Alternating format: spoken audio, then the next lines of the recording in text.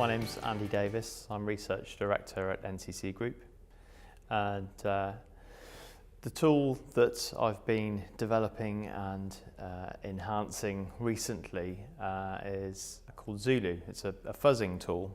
The concept of fuzzing is one of two primary ways of testing software for security vulnerabilities. One way will be to statically test the source code by analysing it, looking at it, and working through and looking for kind of signatures that would indicate that flaws might be present within that source code. And the other type of approach, the fuzzing approach that my tool tests for, is where you run the software and then provide lots of different inputs to that software to find a situation that the original developer of that software hadn't catered for. Normally the way that a vulnerability will manifest itself is by the software crashing.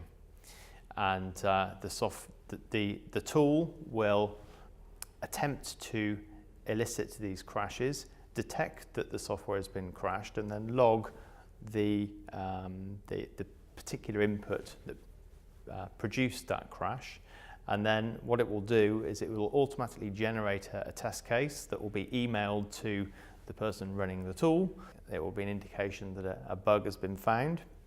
And an attachment to that email will be a test case that they can then go back and try and manually retest that and confirm whether or not the bug that gets recreated by running that test case is actually a security vulnerability or not.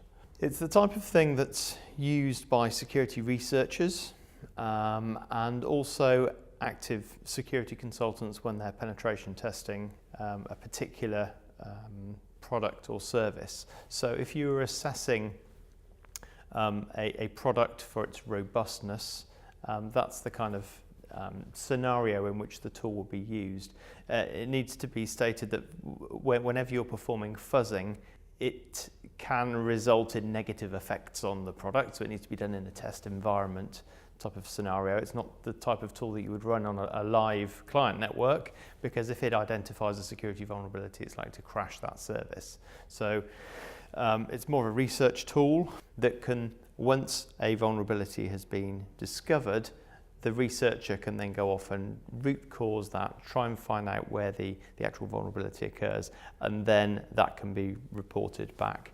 It's an investigative tool to identify security flaws and needs to be used in conjunction with the knowledge of what security flaws look like when a process has crashed. It's the first stage in the process of identifying a software vulnerability.